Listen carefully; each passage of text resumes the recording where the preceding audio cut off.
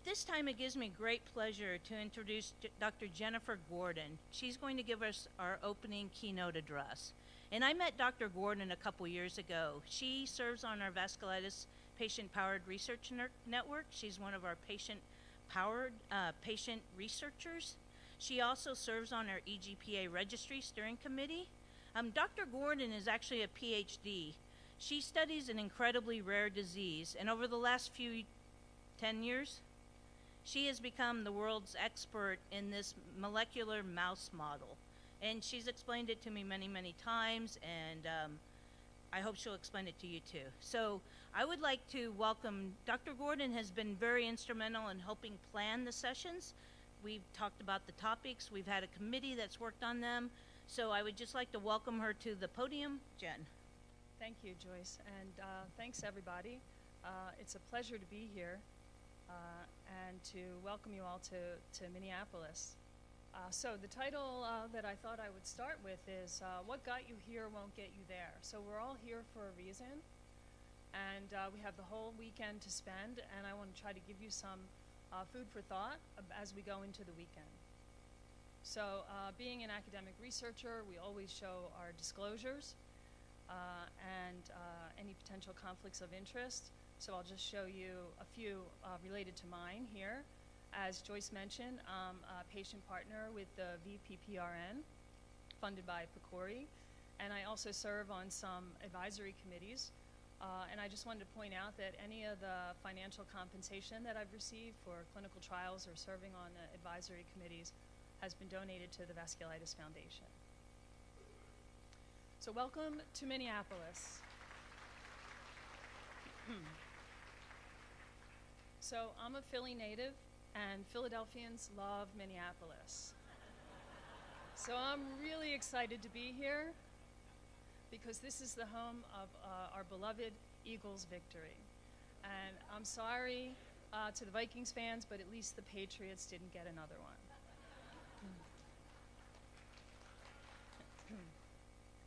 So why are we all here? We're all here because of vasculitis. And this is one way of looking at vasculitis. I'm fighting a cold. Some people think they have a cold. When you have vasculitis, it feels like your body has waged war upon itself. But I have another way that I like to think about it. It's a little more science nerd, and I'll give you a second to read. But somehow, my immune system has become my superpower. My immune system is so fierce, it will destroy any microbe it comes in contact with.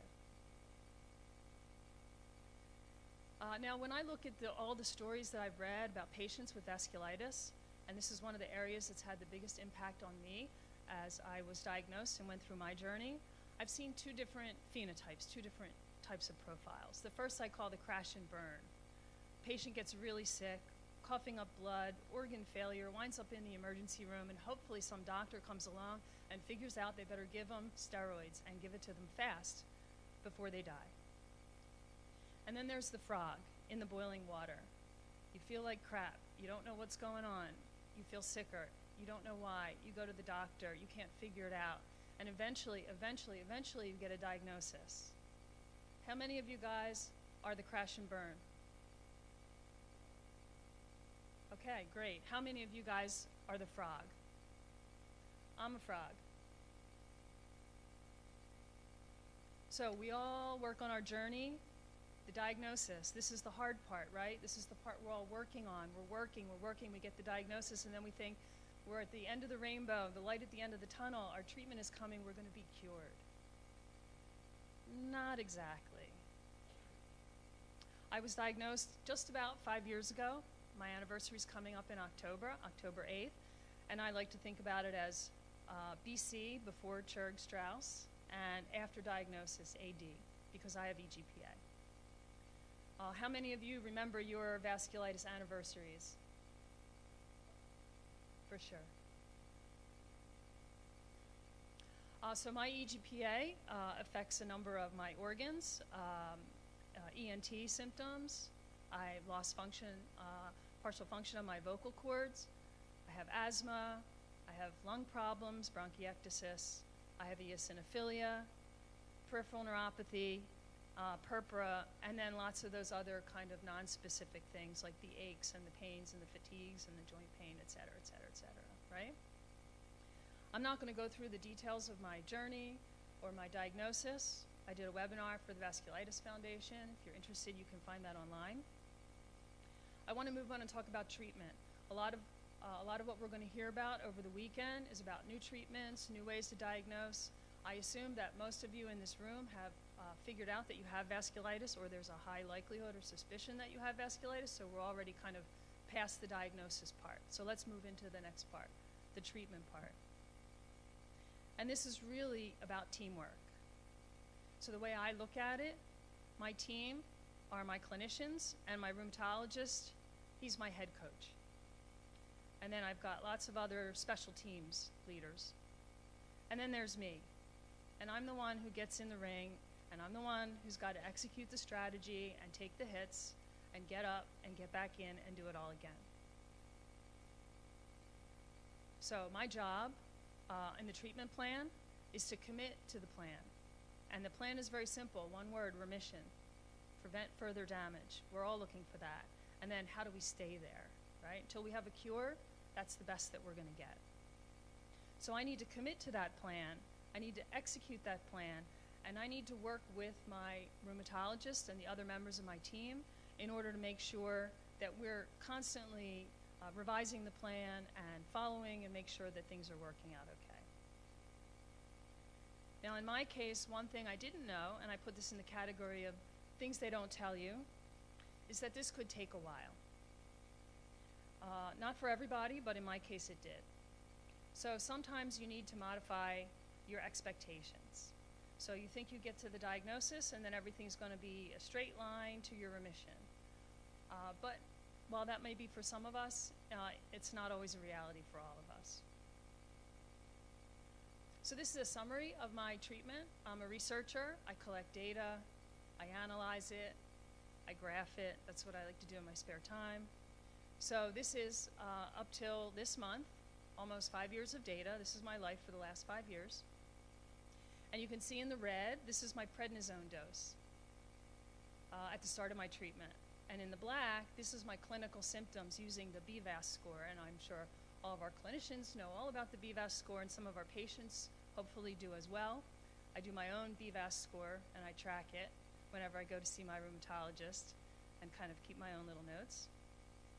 And you can see that every time that I drop my prednisone, I would have a flare.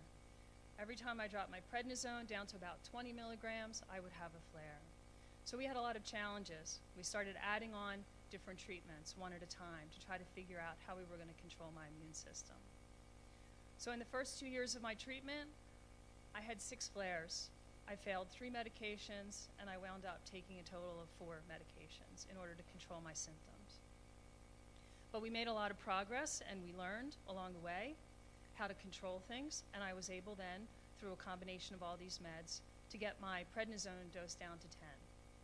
So then, me and my coach, we work on further strategies. We tried an experiment here to reduce prednisone last year. That didn't work out so well, and I had a flare. But I've had some really good stretches of being able to be stable on prednisone. So as you can see, these are my credentials. I think I consider myself now a vasculitis veteran after my 5 years of treatment. So as you can imagine, this is not an easy route. Who's driving the bus? For the first several years, it was usually the vasculitis or the prednisone. But lately, I'm feeling more like it's me, and that's great. So my current treatment, I'm on 3 immunosuppressions, and I'm really excited to announce that last week, fingers crossed, we stopped one of them, IVIG. So I feel like I'm making great progress. So the goal is remission. Now, a clinician may call what I just showed you remission. I'm not sure as a patient I agree with that. We're going to hear a lot about what people call remission over the weekend. And you should think about what your own definition of remission is to you. So I should tell you that whenever I get my labs, they're always normal. And this might be me, literally with purpura on my legs. But this is not my doctor. He knows. He listens to me, and we work it out together. So one of the messages I want to make sure that all the patients in the room here, especially the newbies, is that you know more than you think you do, okay? You are the expert of you, and don't let anybody tell you otherwise. And there's data to back it up from some of our own brilliant doctors. And I know Dr. Speck shows this when he teaches clinicians about vasculitis, but this is actual publication showing that patients know they're having a flare. The visit before the doctor knows that they're having a flare. And I think that's a great message we all need to hear, patients and doctors. The other thing I want to emphasize here is that this chart that I showed you, this is what teamwork looks like, and this is what you can achieve with your doctor when you have a good partnership. We have a shared goal, we stay focused on that goal, and we make adjustments to the plan one at a time, and we watch and we see what happens. And then together, we reevaluate, we communicate, and we build trust. And that's what you need to look for in your clinicians. And if you feel like that you're not getting that, you should keep looking for a partnership that's going to work for you, because it's your life. And you need to make sure that you're getting the best treatment that you can with somebody that you trust and can communicate with. And I'm so lucky that I've found that with my team. Now I want to take a moment to encourage everybody to participate in clinical research. This is really where it's all happening. This is where the new treatments come from. A few months into my diagnosis, I did my first clinical trial. I was in the Nucala trial, or mepolizumab trial, and this is the beauty of how clinical trials are supposed to work, the blueprint. I was in the trial. The results were published in the New England Journal, one of the top medical journals in the world, and then the drug was approved by the FDA. So this was exactly what we want to see. If a drug is working, we can ask the question, yes or no. If it is working, then it get approved so that our patients are going to have access to new medications. And this is an example. This was a collaboration between company, the NIH, and many academic medical centers where our clinicians are based. And this is what teamwork looks like to bring new medications to trial. So I encourage you all to participate, whether it's in a drug study, a natural history study, biobanks. You're going to hear a lot about all this research over the weekend, and this is where the new ideas come from that will help us all in the future. So the question is, where do I want to go next? You know, what got me here won't get me there. What am I going to do next? Well, can you guess what my next goal is going to be for my treatment plan? It's probably everybody's goal who's on prednisone. Reduce the prednisone. I haven't talked to my coach about this yet, but he knows the next time I'm in the office I'm going to be asking him, what about the prednisone? What about the prednisone? How do we drop the prednisone? Sound familiar? Yes. So, in terms of the conference, where do I want to go next? The first conference I went to was shortly after I was diagnosed. This was back in 2015 in Jacksonville. And my first goal was actually to make it to the conference because I wasn't quite sure I was going to be able to get there. I had just had a flare. I had failed my third medication, and I was on 50 milligrams of prednisone, and I got myself on a plane to Jacksonville, and the only person I knew was my doctor that would be at the conference. But I made lots of great friends there, and I encourage all of you to network here because these are life-changing experiences for us. The second was to just meet somebody with vasculitis. Anybody with vasculitis, somebody with EGPA. How awesome is that? So for those of you who are here for the first time, I know that's a big change. That's a big life-changing moment when you meet somebody else that has the same disease that you never heard of before.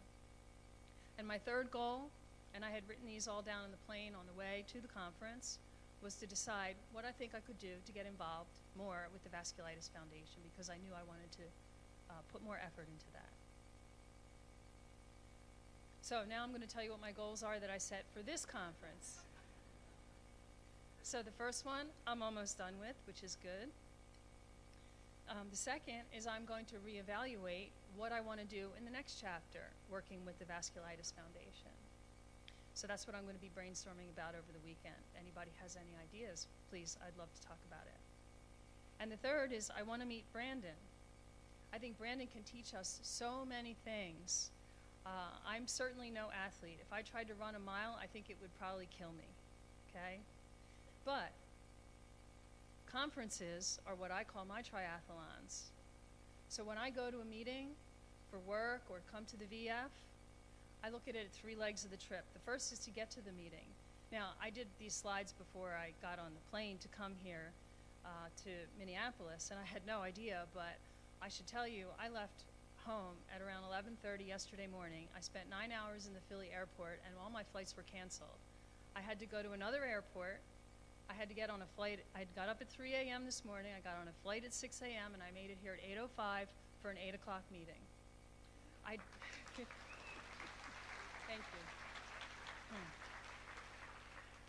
So, get to the meeting. I've made that part. Now I have to survive the meeting, and I know that part's going to go great. And then the third is I have to get back home. And if I'm successful at that, it means I'm going to be at work at 9 o'clock on Monday morning for my lab team meeting that we have every Monday morning. And they're not going to expect me to just phone it in. They're going to be asking me questions, and I'm going to need to be on my game. So I'm going to pace myself for the rest of the weekend, and I know everything's going to go great. So what are your goals going to be for the conference? Where do you want to go? Do you want to work on your treatment plan? Do you want to work on how you can contribute to the VF? Do you want to work on meeting other people? Please give a few minutes and think about what kind of goals you want to set for yourself. Pick some areas that appeal to you. There are many breakout sessions that we're going to see. You can see which ones strike you and try to attend as many as you feel able to.